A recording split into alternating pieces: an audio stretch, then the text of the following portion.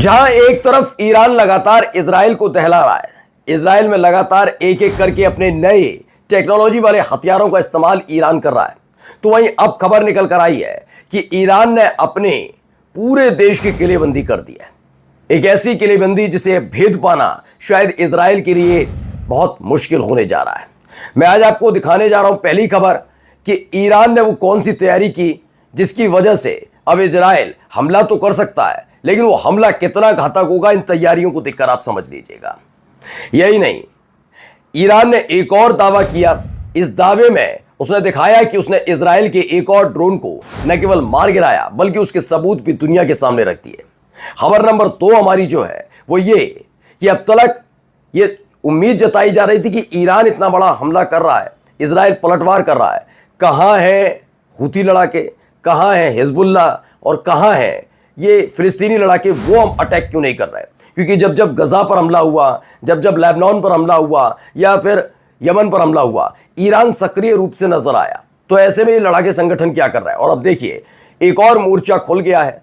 Lebanon यानी खास तौर पर हिजबुल्ला की तरफ से ईरान के खिलाफ जो किया गया उसे बहुत बड़ा घटनाक्रम माना जा रहा है। इसी के साथ आज आपको दिखाने जा रहा हूं कि ईरान के अंदर सक्रिय वो आतंकी संगठन जो बीच बीच में आवाज उठाते रहते हैं, उनको लेकर ईरान ने क्या बड़ा फैसला लिया है और एक माकूल जवाब ईरान की तरफ से इजराइल को दिया गया है, खासकर उनके मंत्री को, वो जरूर देखिएगा। नमस्कार, मैं हूं प्रज्वल गौतम और आप देख रहे हैं the live TV. The live TV, सच सबसे आगे। शुरुआत इस वीडियो के साथ करने जा रहा हूं। वीडियो देखिए पहले। इस वीडियो में आपको कुछ मलबा पड़ा हुआ जमीन में पड़ा नजर आएगा। ये थोड़ा पहाड़ी क्षेत्र नजर आ रहा है, वहां पर एक मलबा पड़ा हुआ नजर आएगा। ये मलबा किसका है, क्या है, मैं अभी आपको समझा देता हूं। फिलहाल वहां पर लोग मौजूद हैं, वीडियो बनाई जा रही है। इसको लेकर जो दावा है वो अभी आपको समझा देता हूं, पहले वीडियो देखिए।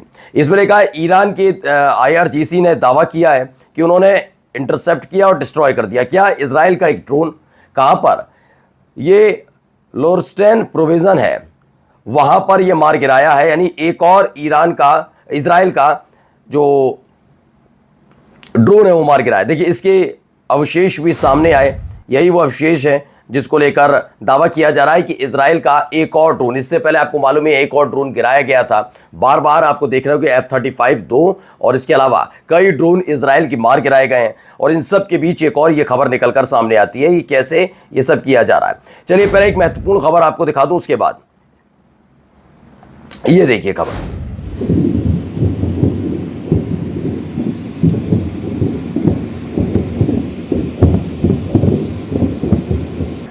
ये हमले हो रहे हैं, इजराइल की तरफ से हमले किए गए तेहरान पर, उसके वक्त की वीडियो है। दरअसल दावा किया गया है कि तेहरान पर एक और हमला इजराइल की तरफ से किया गया। कई मिसाइलें दागी गई थी, लेकिन वो मिसाइल अपनी सटीक जगह नहीं पहुंच पाई।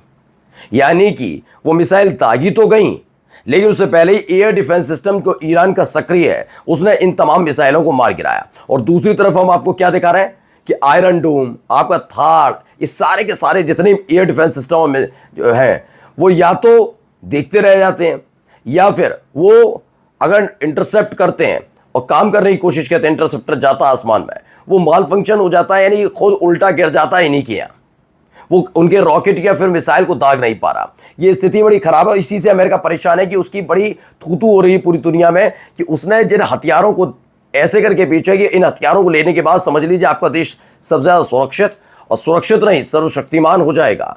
उन तमाम उपकरणों ने सिर्फ धोखा दिया है। चाहे आप यूक्रेन चले जाइए या फिर चले जाइए इजराइल। एक खबर निकल कर आई है, पहले इस खबर को दिखा देता हूं फिर आगे बताता हूं। ये और एक बड़ा कदम उठाया गया। दरअसल सिर्फ जब आप युद्ध क्षेत्र में होते हैं ना, तो दिक्कत सिर्फ इस बात की नहीं होती कि आप पर वो देश हमला कर रहा है, वो तो प्रत्यक्ष तौर पर कर रहा होता है। इसमें सबसे महत्वपूर्ण भूमिका यह भी होती है कि उन देशों को जो देश युद्ध क्षेत्र में घिरा हुआ है उसकी जिम्मेदारी यह बनती है कि इंटरनली जो युद्ध लड़वा रहे, मतलब जो आपके एक मुखालफत करते हैं या आतंकवादी या लड़ाका संगठन, उनको भी संभाल कर रखना होगा। ऐसा ही ईरान ने फैसला लिया और एक जो कुर्दिस्तान इलाका है वहां पर ईरान की सिक्योरिटी ने एक डिसबैंड कर दिया है एक टेररिस्ट ग्रुप को। इनके पास से देखिए कितने सारे हथियार बरामद हुए हैं।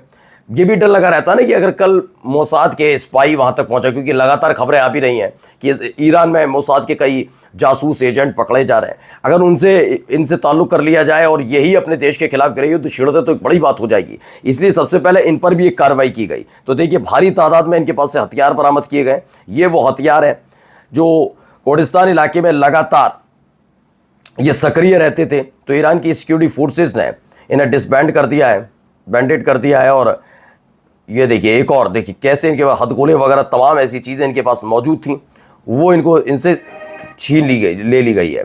अब आइए, तेहरान का ये रेजिडेंशियल एरिया है, यहाँ पर दावा किया गया है यहाँ पर एक हमला हुआ। ये देखिए पहले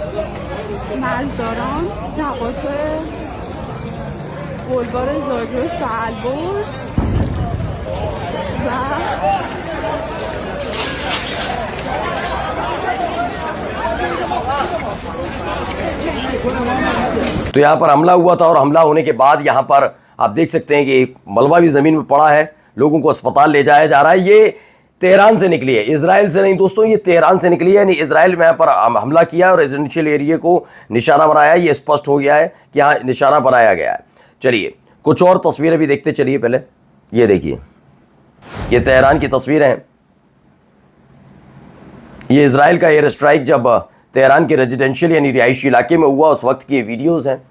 वहाँ पर भी नुकसान हुआ है। मैंने कहा ना दोनों तरफ का नुकसान हम इसलिए भी दिखा रहे हैं कि आपको ये ना लगे कि सिर्फ एक तरफ नुकसान हो रहा है। ऐसा नहीं है कि इजराइल सिर्फ देख ही रहा है, इजराइल भी अटैक कर रहा है और इजराइल भी उसी रफ्तार से रिहायशी इलाकों को ही निशाना बना रहा है। जैसे अभी हाल ही में ईरान पर भी आरोप लगा कि उसने अस्पताल को निशाना बनाया, तब भी मैंने दिखाया कि ईरान ने जो अस्पताल को निशाना बनाया वो बाहरी इलाके था। यहाँ पर भी देखिए कुछ ऐसे ही हालात है। यहाँ पर भी देखिए बिल्कुल तेल अवीव जैसी स्थिति बनाने की कोशिश की जा रही है। तेहरान के में कई बिल्डिंग्स पर यह हमला हुआ है। तो अलग अलग एक खबर है। इस बीच इजराइल की मीडिया ने दावा किया है 24 लोगों की मौत हुई है, 1007 घायल हुए हैं इजराइल के मिसाइल स्ट्राइक में। 13 जून से जो ये लड़ाई चल रहा है, झगड़ा चला तब से। अब आइए जवाब, पहले ये देखिए, ये हिजबुल्लाह की तरफ से जवाब आया है। हिजबुल्लाह के लीडर ने जिस तरह के हालात बने उसको लेकर निंदा की है। इजरायली अमेरिकी जो ऑपरेशन चल रहा, आक्रामकता कहा जाएगा इसे, एग्रेशन, उसके निंदा की।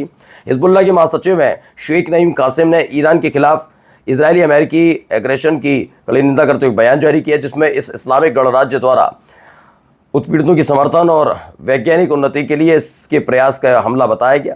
शेख कासिम ने जोर देकर कहा कि अमेरिका और इजराइल ईरान की जो आज़ादी है और उसकी जो तरक्की है, विशेष रूप से पूरे इलाके में आंदोलनों के लिए इसके समर्थन को बर्दाश्त नहीं कर पाते। उन्होंने ईरान के परमाणु कार्यक्रम को खतरे के रूप में पेश करने के बहाने को खारिज कर दिया और तर्क दिया ये अंतर्राष्ट्रीय कानून के तहत एक बिल्कुल शांतिपूर्ण तरीके से किया जा रहा है, इसलिए खतरा होता तो वहाँ जो पूरा परमाणु कार्यक्रम देखती है एजेंसी, उसको दिक्कत होनी चाहिए। तो दिक्कत आपको क्यों हो रही है, बात बिल्कुल सही सवाल है। यानी अब हिजबुल्लाह भी इसमें कूदे तो बड़ी बात नहीं। अब आई एक खबर आई, अब्बास अरागाची हैं, ये क्या है, ये फाइनेंस मिनिस्टर हैं, फॉरेन मिनिस्टर हैं अब्बास अरागाची। ये फॉरेन मिनिस्टर ईरान के हैं। इन्होंने कहा it is Israeli regime not Iran. क्या कहा है कि ये इजराइल है, ईरान नहीं है जिसने ब्लडशेड किया, यानी नरसंहार और ये सब। It is Israeli war criminal, Israel war criminal है, युद्ध अपराधी है, not Iranian who are targeting hospital and civilians. उन्होंने कहा जी लोगों को, आम नागरिकों को अस्पताल को निशाने बनाने वाला कोई और नहीं है, ये इजरायली है जो खुद एक युद्ध अपराधी घोषित किया जा चुका है। क्योंकि हाल ही में आपको याद होगा जो बेन-गुवियर हैं, उन्होंने एक बयान दिया था। उन्होंने एक बयान देते हुए कहा था कि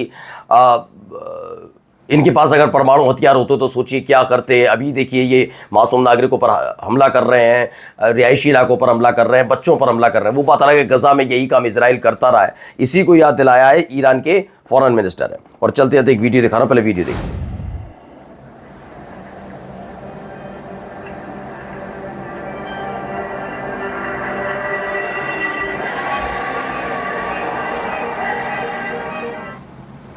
दरअसल ये रशियन बॉडी बिल्डर हैं सर्जी बॉस्टोव।